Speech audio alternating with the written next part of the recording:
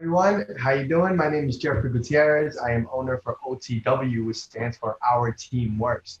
We are a support group organization geared to provide collaborative learning to the community through social, mental, and emotional well-being by accessing mental health professionals in our community.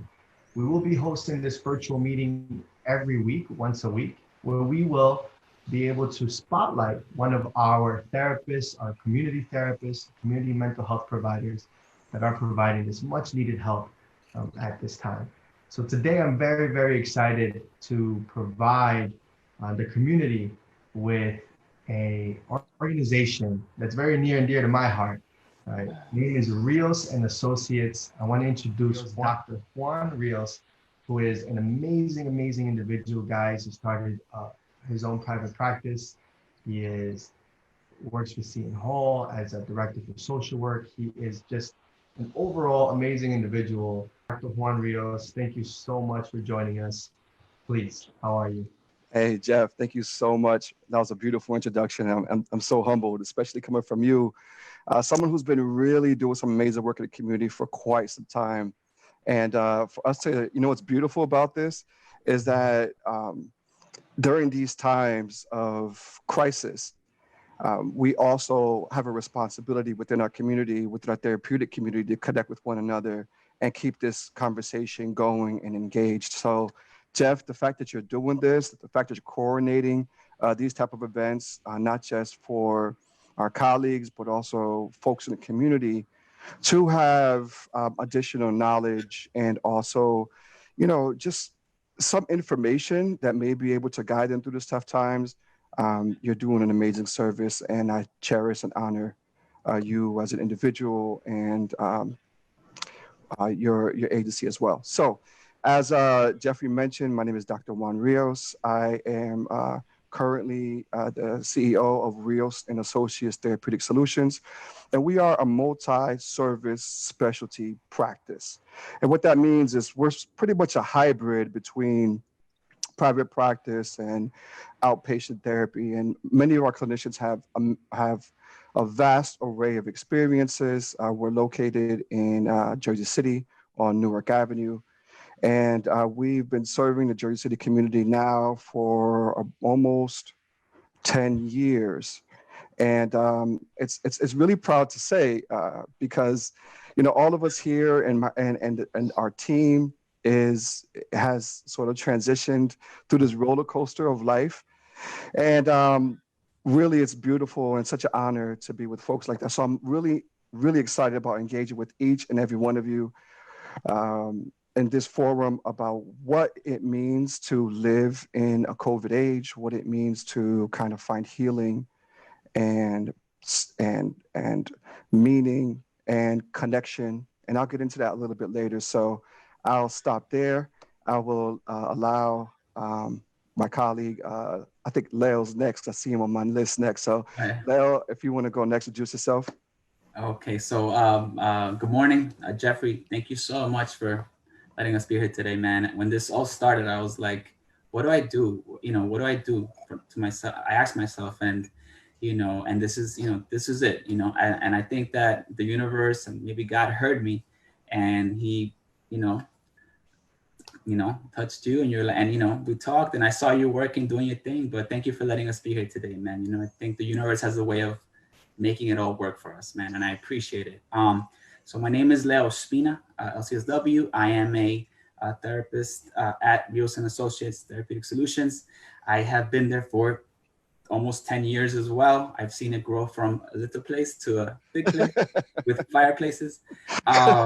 It's been an amazing, and of course, the cool thing about just looking at us four here is that we go way back. I remember seeing Claudia and my internship running stuff, back. I don't even want to say that. I don't even know how long ago that was, but I remember just, all doing big things, man. And, I always make reference to Juan being my cubicle buddy, which he was. And I remember just talking over the cubicle, and here we are, man. Here we are. So thank you so much for letting me be here today. I'm also, just to add, I'm also a school social worker, so I bring that to the team as well. But yeah. Oh, let me just add also, I'm also an IIC for DCBHS man as well. I'm sorry, I'm trying to like think as I go. So I Many do, hats. you know, which lets me see different parts of mental health, which is pretty cool. So I'm gonna move it over to Claudia. Thank you, Jeff, for having us all together here. I was listening to the video from last week, and it's a fantastic opportunity to have us here and to do this for our community and expand it, right? Because we're usually in Hudson County only, but we can expand it now via telehealth, virtual platforms to other communities as well who can benefit from these talks. My name is Claudia Maya. I am a licensed marriage and family therapist, and I've been in this practice with Dr. Rios and Leo for about, I don't know, 10 years, has it been? How long? No, 5 years. But we know each other for about 15 years, right? Yeah. So yeah, we started together working in nonprofit agency in the same program, doing the same work. And then when he was adventurous enough to create his own mini agency, we had no doubt that we wanted to work together. So I'm very grateful and to be part of this team and to get to know such great clinicians like Leo, and our interns who do a fantastic job also for the community. And what else? I do also some IIC work in home with the youth. And lately I've been switching my career to provide psychological assessments and evaluations to immigrants who are pursuing legal status in the United States. So again, it's a lot of trauma work, but I'm very happy to do that. And it's a different type of trauma and a different type of setting, but it's I think it's also very healing. Wonderful, wonderful. Thank you so much once again, guys, for joining us. And yes, I mean, during this time, this is a very difficult time for many individuals. And for us in the mental health community, we are trying to do our very best to access individuals through this virtual network, right, of telehealth. Dr. Rios, if you could share a little bit about what your experience within your agency is during this time of telehealth and our current crisis. Right, absolutely. As I was thinking throughout the week after we spoke about kind of having this power hour talk and said, well, what would be the most beneficial for folks now? Something that can allow people to have some information, but also have a deep discussion within the multi-dimensional system that's occurring right now within COVID. Because talking about COVID, we have to really unpack that through the many lenses. One, through the lens of individuals, two, the lens of families, and three, sort of lens of systems, right? And I want to kind of break this talk up in that way. So I really want to come from a perspective of my work, especially with men, and some of the interventions that I found and some of the approaches that I've used in telehealth that I found to be sort of the most pervasive as folks are struggling, and also some techniques and tips that may help folks out there kind of cope through this age and conceptualize that. Leo's really going to come from a perspective of working with youth and children. As you know, it's a different experience for them, what that looks like, experiencing this from the losses of folks who are not, going to graduate with their class this year or not experience the prom, and there's losses and grief in that within that experience.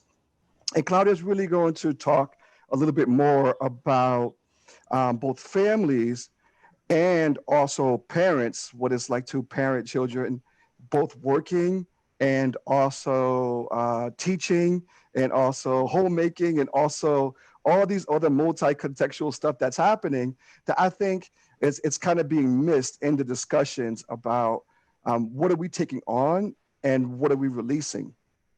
What are we choosing to adopt and adapt? and what are the losses and stages of grief that we have to recognize throughout this process and experience, as well as our most vulnerable populations. Okay, we're talking about folks who are elderly, and I want to speak a little bit about that. I would love Claudia to talk a little bit about folks who are currently suspended and who have undocumented status, and really conceptualize what that looks like in both a practical sense, how they find relief and support both economically and psychologically. Also from the lenses of just being in a home where possibly it's toxic, but how do you isolate from toxic people in your own house, right? And being able to have that discussion. And I would love for us to have a dialogue about this, Jeff, because I know you and I speak the same language. So let me just briefly, very briefly answer your question by giving you, it's kind of the 3 C's I speak to men about right now, okay? The 3 C's of the COVID kind of era right now, what I have every man kind of being able to conceptualize it as. And when I speak of men, men in relationships and men not in relationships, and that in itself has a spectrum of layers, right? But the 3 C's I want to talk to you about, one is first clarity. And what I mean by clarity is for us to understand and recognize that we're not on vacation here. This is not a global vacation where, let's learn a new language, let's go out there and, start 2 businesses. And, for some people, I get that. I really do. But having clarity as to what's happening here and what's happening here is important, because having this time does not necessarily mean that we have to rush into getting things done. And as men, we want to feel productive almost 99% of the time. We want to feel like we have to do something. And then when we're not, what we do, we sink into our own essence of shame as these days are passing by. And then what happens when we are in our own heads and being alone and not being expressive, we fall into a sense of sadness within that. So having clarity as to what our role is, who we are, and what's happening collectively, okay? And that leads me to C number 2, which is compassion. And having that sense of self-compassion, which is being okay with coping. Because, when we think of Kubler-Ross's model on the stages of grief, we know that first is kind of, and conceptualize it this way. And when we lose someone, we first go through the sense of shock, right? And let's frame that in a COVID age, right? First, it's this shock that happened within us. Okay, what's happening, Jeff? Like, what are we doing? What is this real? Is this a hoax? Like the president said, right? We can't believe this is coming up. All these things. We went through this sense of shock and denial. Then we moved through another stage of anger, okay? And folks right now, some folks are still in that stage where they just want to go back outside. Why is the parks closed? Why can't I go, spend time with my grandchildren? And folks are really angry, okay? Then the other stage is kind of like the bargaining. Well, can I just go real quick and visit somebody, but if I wear all my equipment, my PPEs, is it okay? Okay, we try to bargain with the laws, bargain with ourselves, and then we fall into a state of depression when we feel like we have no sense of control. And then finally, there's just a sense of acceptance that you have to move through, right? And what I want to make clear is that is not linear. All of those steps and those phases are not linear, and all of us are going through a different phase simultaneously. So it's important for us to show each other this sense of compassion, that we're not all in the same places. We're not all grieving in the same way. And, many men are either disassociating, okay, by falling into over drinking, overeating, over Netflix, over porn, like all this is just massive everything, way too much, right? Because we're self-indulging in a way to allow our brains to have some to increase our serotonin. We're not exercising as much. We're not doing this as much. So we're trying to boost in other ways by overcompensating in certain areas. But giving ourselves a sense of self-compassion and compassion to the other is essential to not forgetting the humanistic part of this experience. And lastly, I want to talk about is community. That's the last C in this. And many of the men I speak with and I've been talking to, this has kind of been a collective experience here. And it's, where do we find community within ourselves? And sometimes this state of what we expect masculinity to be, just kind of cope through and be okay. But the vulnerability in finding strength and finding support is very exposing, right? And Leo could attest to this. He works with children, and Claudia works with children. And one of the most vulnerable positions any human being can experience is when they're a child and they do this, right? And that's, to be lifted up, to pick me up, to be held. But what is a COVID age when we're not holding each other, right? Mm-hmm. And what is a community when this is all you see, mm-hmm. right? Where is the connection in that? And there's a loss that's happening when we cannot go to our local bodega and actually see the face of the person who's attending us. What about the folks who are in assisted living facilities and those people who are attending them? All they see is the blue mask and families aren't visiting. And there's this loss of humanity. So the sense of community is more important now than ever. And reminding folks out there to find their tribe, to find people who can bring them back to staying grounded in their bodies in this moment of collective trauma and dysregulation. And sometimes that's not easy when we're in marginalized communities. Sometimes it's not easy when our marginalized communities don't have access to video phones, okay? That's not a global, universal experience or right. That's a privilege. Mm-hmm. And we have to recognize that a lot of folks who are shut in are shut in literally here, not just in their environment.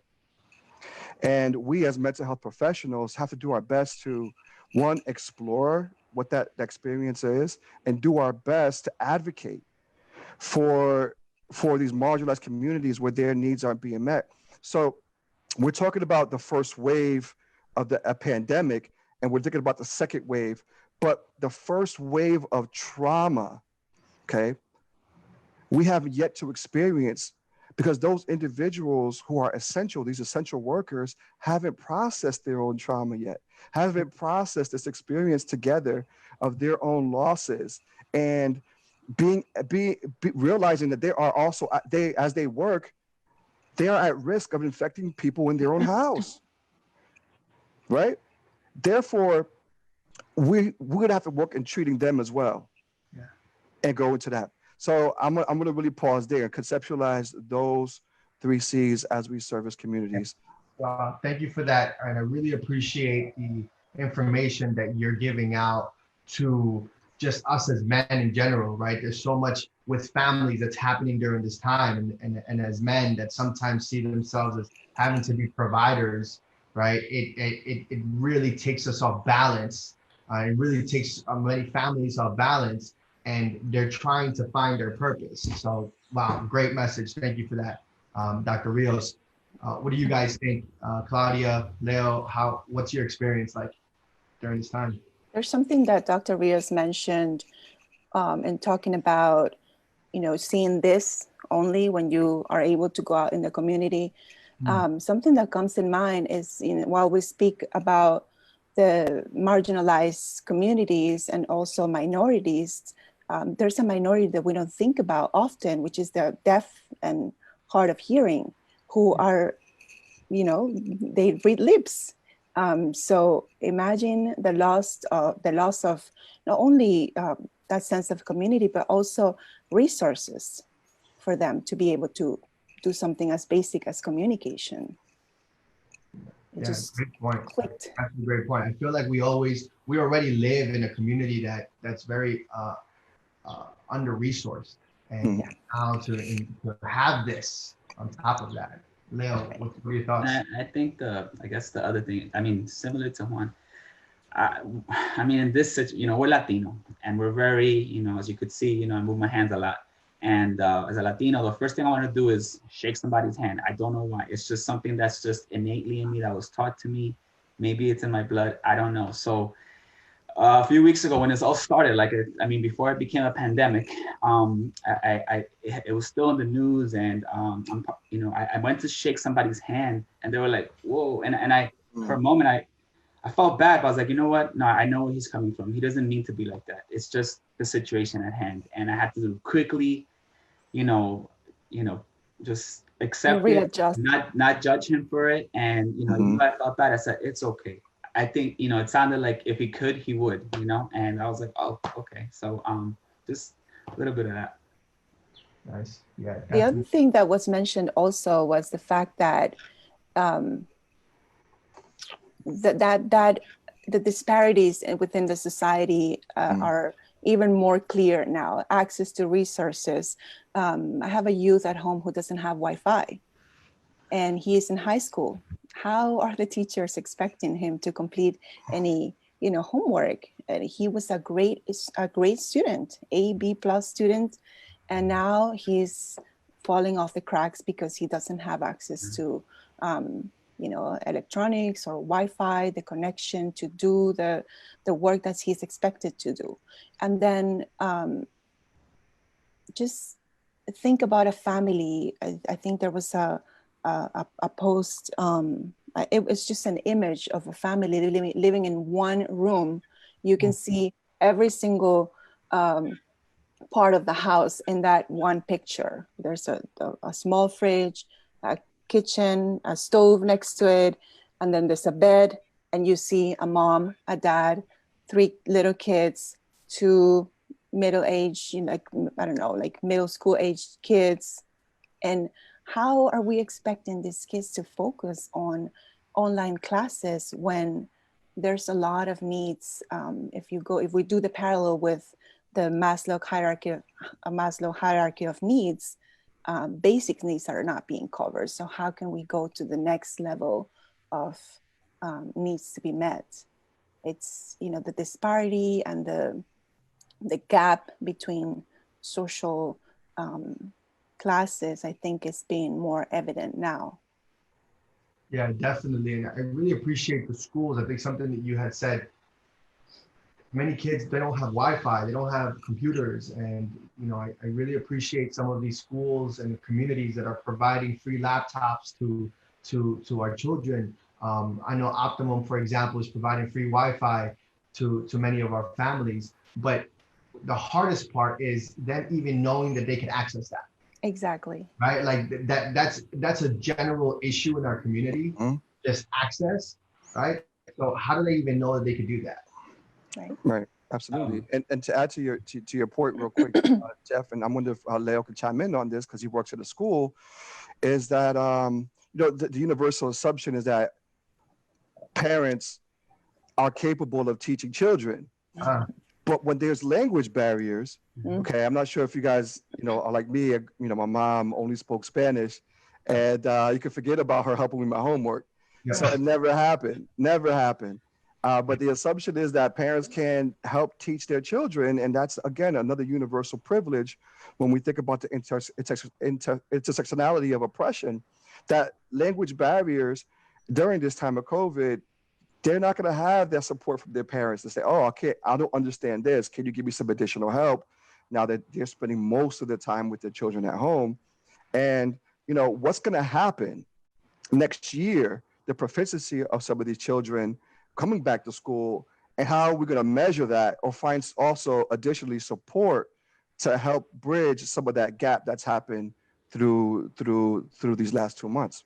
Right. And to add to that, the fact that many parents at home were already living with mental health challenges and are not able, even if they speak the same language, may not be fully available present mentally, emotionally, available to help these kids navigate the system that they didn't know. It's all new for everybody.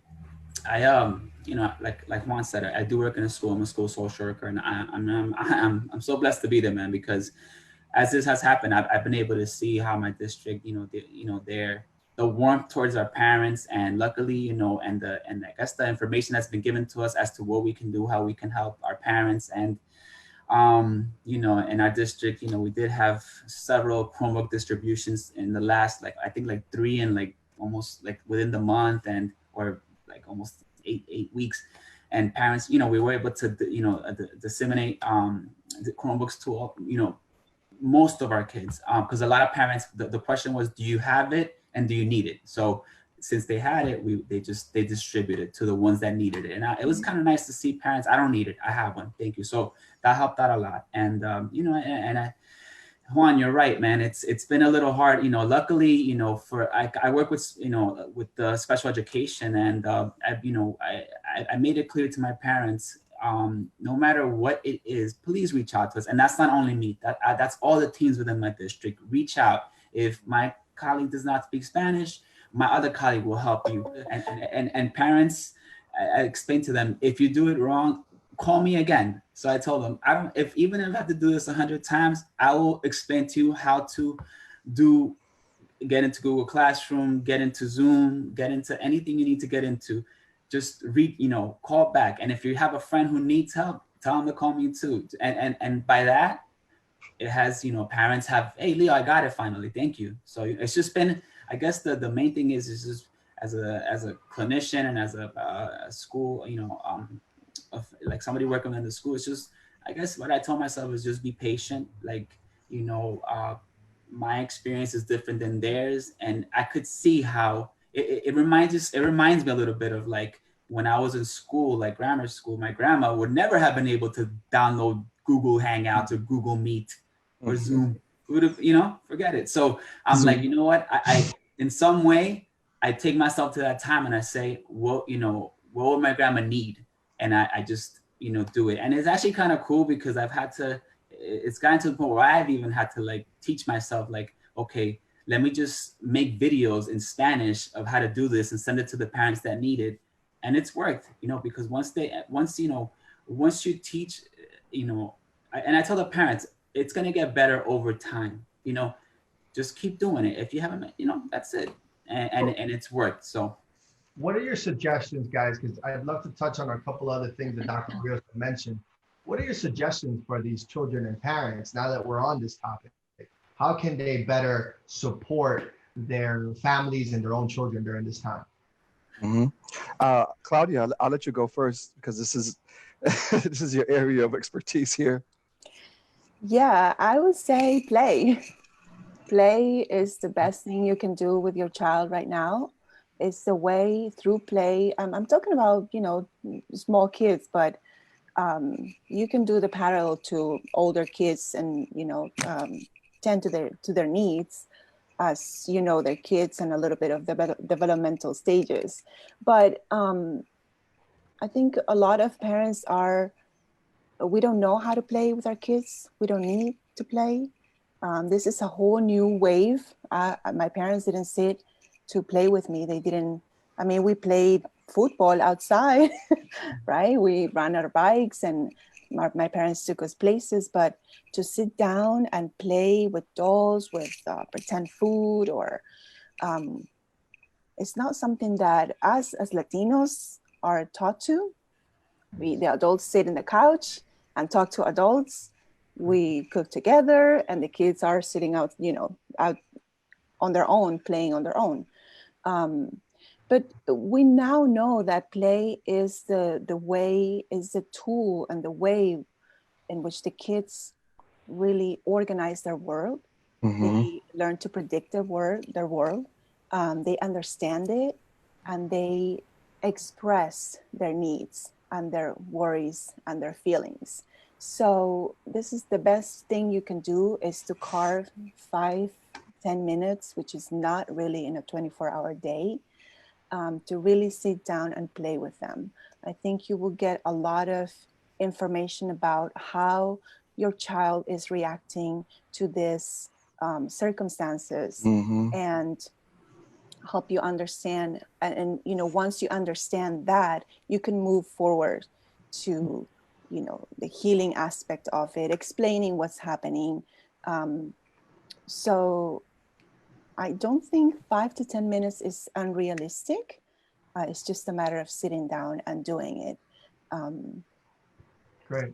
There are so many ways in which you can engage. And this is not, when I say play with your kid, this is not the time to teach your kid about rules or how to be a good loser or, you know, is that a concept, to be a good loser? To not be a sore loser, maybe. Sore loser, yeah.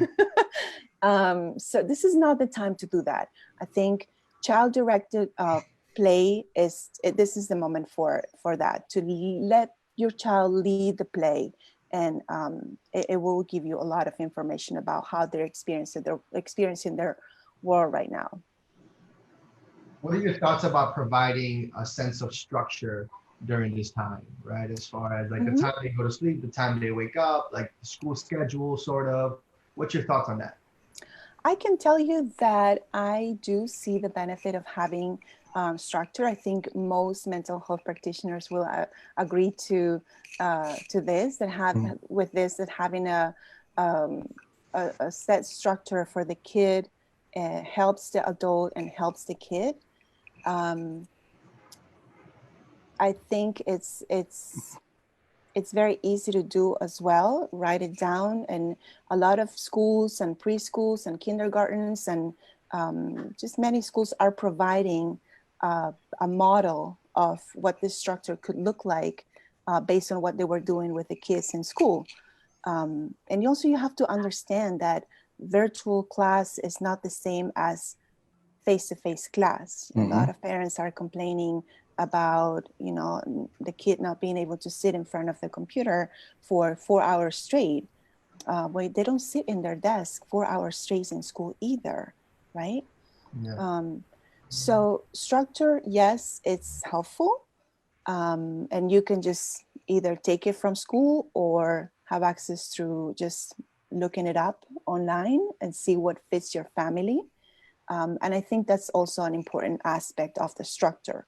What is good for you? What works for you as a parent, as a caregiver, as a grandfather, you know, caring for these kids? Is this going to be realistic for you? Okay, then you can do it. If it's not, then don't.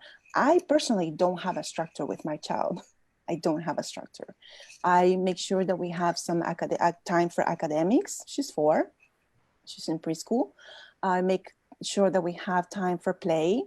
If the weather permits, then we go outside for fresh air and stretching and that. If not, we move our bodies here too, inside the home. But I don't have, you know, from 9 to 9:15, we're going to do circle time. From 9:30 to 9, you know, to 10:30, we're going to do play or free play. I don't have that.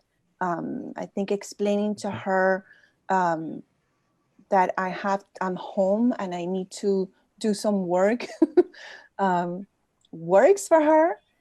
But I notice as we, you know, go along these weeks that she negotiates, and when she can get her play first, then I can do my thing. Well, can you play with me for 5 minutes and then you can do your work? Sure. Okay. So I need to be able as an adult caregiver to let go of my work from my mind at that time, to be able to be present with my child for those 5 minutes that she's craving or asking for. That's something else to that as well. I think it's important that we provide and explain to our parents as well to be a bit forgiving to themselves, that sometimes we have this sense of perfectionism that I have to be the best teacher, I have to be the best parent. If my child's not getting everything, that I am a bad parent, I'm a bad mother, I'm a bad father. And again, going back to that other C of self-compassion, is that this is not a time where you can compare your world to what it was 2 months ago. And allowing a lot of self-forgiveness and releasing that is also essential because we also know that there is a rise in what data is going to show, and we're seeing now, there is a rise in cases of child abuse cases, because parents, a lot of don't know how to compartmentalize all of these worlds that's happening, clashing it together, that they may have experienced for the first time, and don't have the appropriate coping skills or boundaries to say, you know what, I need me time. Like Claudia mentioned, I need some time from this type of diet, this time for myself, in order for me to recharge, regroup, and take care of my own mental wellness space. So I think it's important to also consider self-forgiveness. Yeah. Right. We can compare our lives to what it was back in February, and we can compare our lives to other parents' lives. Exactly. Everybody has to do what works for them and what fits and what's realistic for them to do. I think that's a key word for me to work with any client. Do what's realistic for you. And it works with food, it works with working out, it works with anxiety tools, whatever is realistic for you to do. Start from that. Start with that. How about some things that, and Leo, as a school social worker, maybe you could chime in on this. How about some things that parents should be careful with as far as what their children are doing, especially as they get older? You know, now they want to like binge, you know, they want to binge on their video games, they want to binge on the Netflix, on their TV. What's your opinion on the school front? Guilty. Yeah. I mean, I tell what do you think parents. what are some things that we should look out for? I mean, I tell parents. So I mean, I'm very. I always tell them, you know, and Juan knows this because of the work we do outside of Rios. But I'm very stern in telling parents, it's okay to set limits for your children. Okay, I know they want to watch Netflix. Trust me, I know. Like I said, I get it. I But haven't watched it yet. however, it's during the day. Like I think Juan, you did a good job at saying, you know, that clarity about what's going on. We're still working. You know, we're still in school. I know this is different, but set the limits. So, like Claudia said, you know, for the older kids, set a time from this to this. Do as much as you can, and after that, move on to the next thing. Okay, but and you know, and at the same time, if they do get that privilege, set a time. Okay, like just like we did before we left. Set a time before we left into the pandemic, and you know we were at home. So set a limit. Do not allow the limits to, you know, don't, you know, I guess the word is don't overcompensate and allow, you know, the child to have more time because you feel bad. No, stick to the limit, because like Juan said, the parent may feel like I'm a bad parent for now, and I challenge those thoughts. Mom, are you really a bad parent? What do? You clean, you cook, you do. Come on. There's too many things you do to call yourself a bad mom. And then when they get it, they're like, okay, and they, you know, just like this empower, they feel empowered, and they're like, got it. And then that, by setting that limit, there's peace, because now they're not arguing with the child. They're explaining to the child what they expect of them, and then the child will do. They may fuss and do, and I tell them that, I prepare them, what can happen? They're gonna fuss, they're gonna be upset, but it's okay. You gotta set that limit, and you will see that over time, it'll be pretty, you know, even. Great. I think we're not that fuss, that those tantrums, we're not equipped to deal with that. Most parents are not comfortable sitting with emotions, the anger, Exactly. the frustration, the anxiety of our kids, the sadness. It's really hard for us to sit with that, you know, having our kids feeling that. We don't know how to respond to that. And I tell parents, if you don't do it right on Monday, it's okay. Then you try it tomorrow on Tuesday. And then if that doesn't work on Tuesday, then you try it Wednesday. It's okay to not do it right. What you're asking me for help. You're asking me to guide you, right? What I know, I do every day of my life. I do every day. When I'm in school, I'm setting those limits for kids. I'm setting those limits for students. You know, I'm setting, you know, and I tell them, just the next day is a new day to do it better. That's all. And by that, they're like, you know, they kind of feel like, all right, so I could make a mistake. Yeah, I was like, of course, because you're not, you know, you're asking for this because you may not know how to do it well. So it's you know, it's nice to, you know, when they do get it done, it's nice. And when they don't, we process that. And then, you know, they're like, all right, I'll try again. And then, you know, you've seen parents come, you know, not, you just see it, like parents, like, Yeah, and what when they do well, they get that smile on their face, like it's been working, Leo. Like I don't know how. yeah, and that's what's beautiful about what the work you're doing is that you're working these dialectics, which is, both encouraging but supportive, and also making sure they are setting limits. But I think it's really important to continue to emphasize that there is a sense of moderation. And I love what Claudia mentioned is, do what's working for you. Again, going back to clarity, we are in a state of emergency. There's at a point in time in our history that we, in our current lifetime, that we could point as a reference. I mean, there's no therapeutic model that says this is what you do when a pandemic occurs. These are the approaches you utilize to empower or help your client through a pandemic.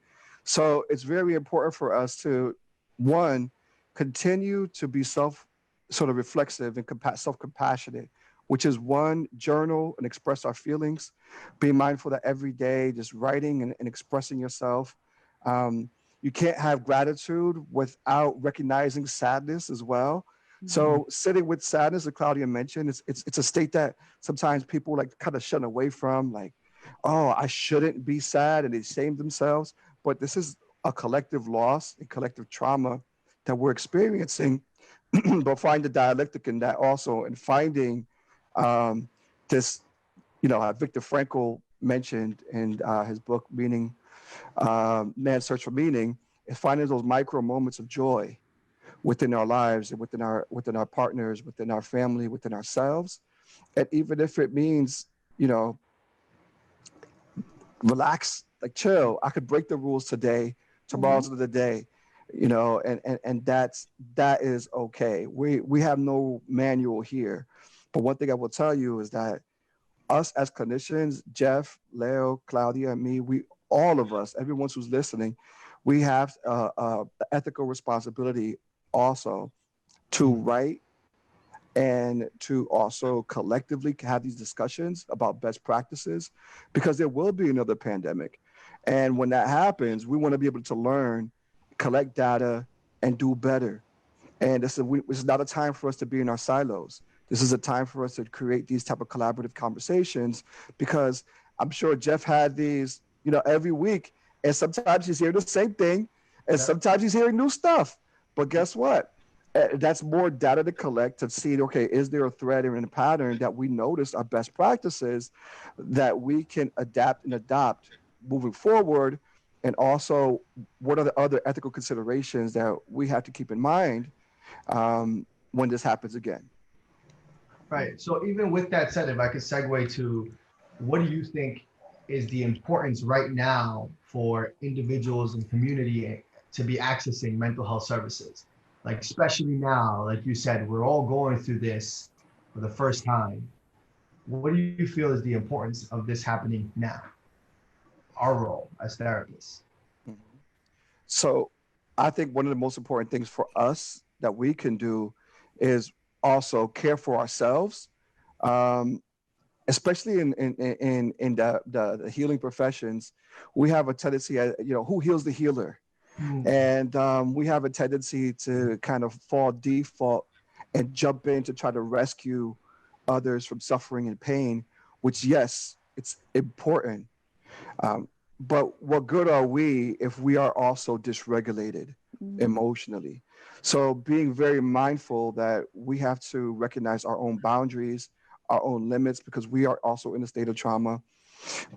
Moving forward, after recognizing that, is what are we doing, okay, to answer the call of those who are marginalized, oppressed, or are in need of help?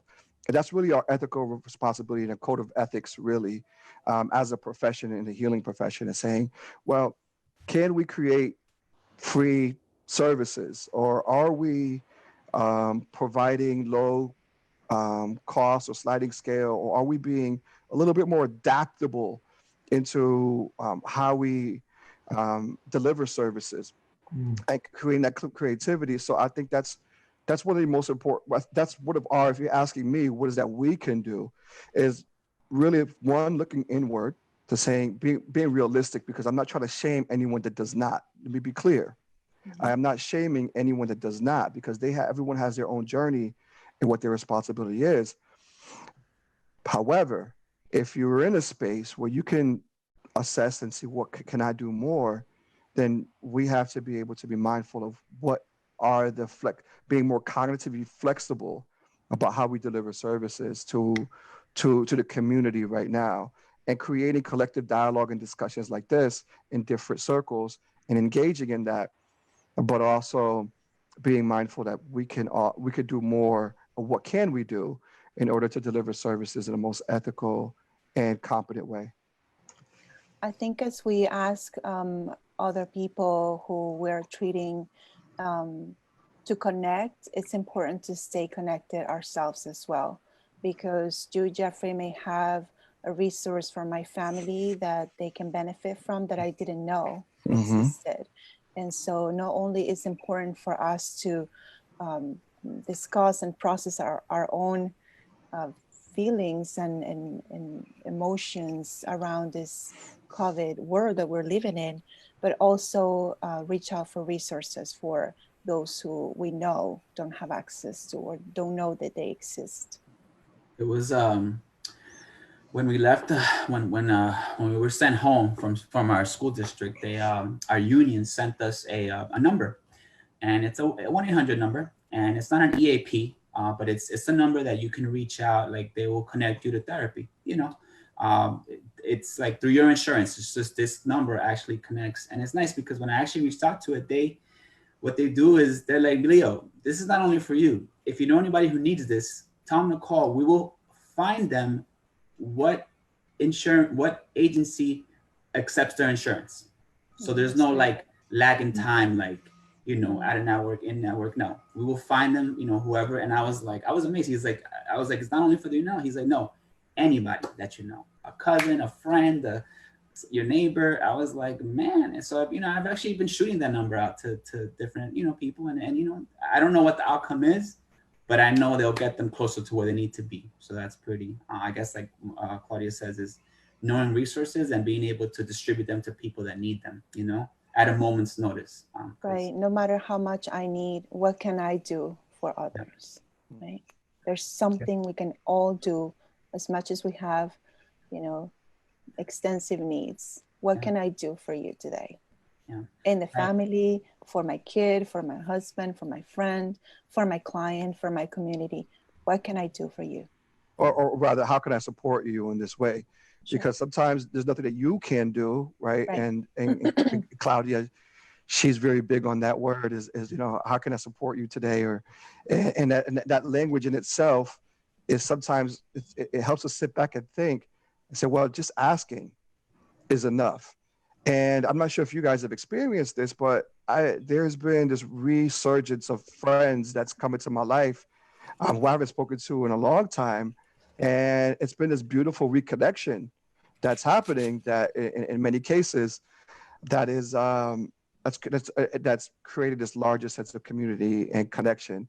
So Jeff, you mentioned resources. I want to do a plug real quick for a couple things. One, of course, Crisis Text Line is always an amazing resource you can access. I'm huge into mindfulness, as you know, and I don't know if you ever heard of the app called Balance. Mm-hmm. Balance is offering 1 year free of mobile-based mindfulness application. Also, the app called 10% Happier is offering free subscriptions as well. And these are things that, again, those who have access to it, great. For those who do not, we have to be more creative. And also for children, there's one called Breathe With Me. So it's another mobile-based application for mindfulness that's free, that they've opened up their subscriptions for everyone during this COVID age. So those three resources I encourage you to take a look at. So while you're on that, can you tell our viewers how to access your services and what they can expect when trying to access your services? Absolutely. So you can find us at Rios and Associates Therapeutic Solutions.com. You can also access us through, by either Googling or being able to reach us on Psychology Today, where we're listed. Our telephone number is 201-839-6033. 59. And you can contact our beautiful and lovely office manager, Yaritza. So you could be able to access us through there. And we also provide services to the Department of Children and Families. We allot a certain percentage of our practice towards that as well. So those are the best ways you can reach us for services. Great. And thank you guys. And listen, I think I could have a conversation with you guys for hours, right?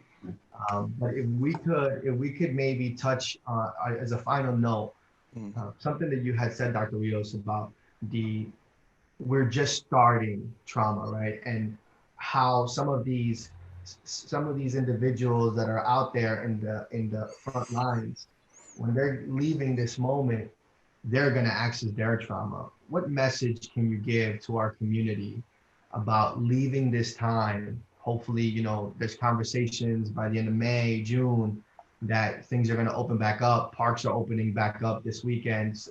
These things that we reintegrate back into our community. What can some of your messages be as a final message to our community? So, man, I would love to tell this Buddhist proverb, but we really don't have time for that. So to bring it in, I will try to truncate all of this is to really, for us all, including the essential workers and those who are not on the front lines, to be mindful and be present in every moment. Right now, some of us are sitting in a state of anticipation to go back to work and to go back to whatever normalcy will be. For those individuals, they're looking to come back into whatever sense of normalcy it is for them.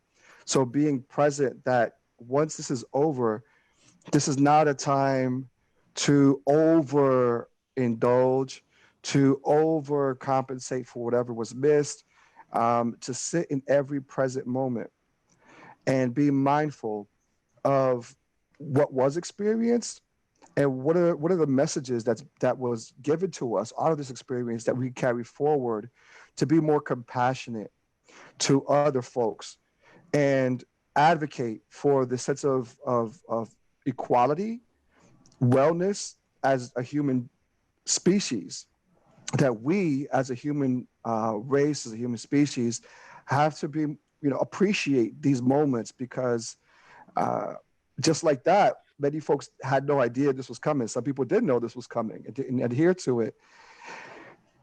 But being grounded in our bodies and allow ourselves to feel and listen to what our hearts, our souls are telling us to take as a message for how we can grow and connect with each other is important.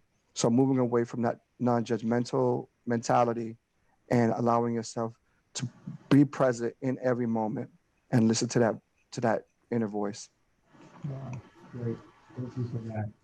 Guys, we could go into Claudia, Leo. What would your final messages be to our viewers? I would just, I guess, lightly, okay, I'm not pushing, but I would say, like Juan said, if you're being mindful and you're aware that, hey, something's not right, I feel a certain way, and I want to do something about that, I would lightly challenge anyone who's out there to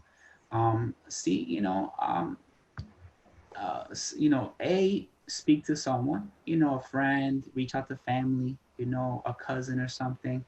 But if they feel that may not be, they may be, for whatever reason, it's not best to do that. I challenge them to seek out, I guess seek out help.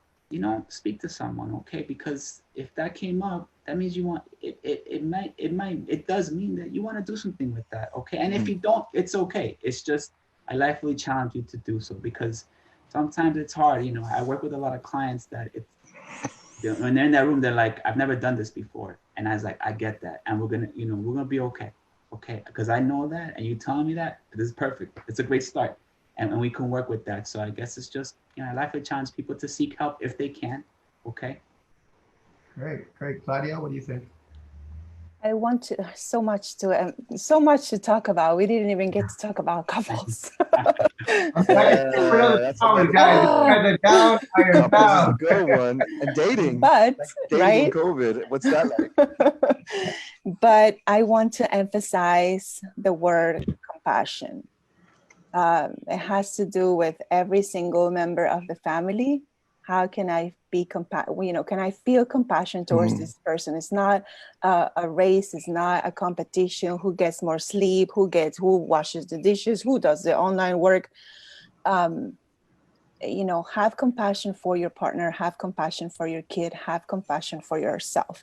And I want to leave with something that helps me start my day every day, and it's an affirmation. And I want to share my affirmation with you if you want to take it or find your own. But mine is, what I do for my community matters. And that's how I start my day. Great. Wow. Great. Thank you Beautiful. so much.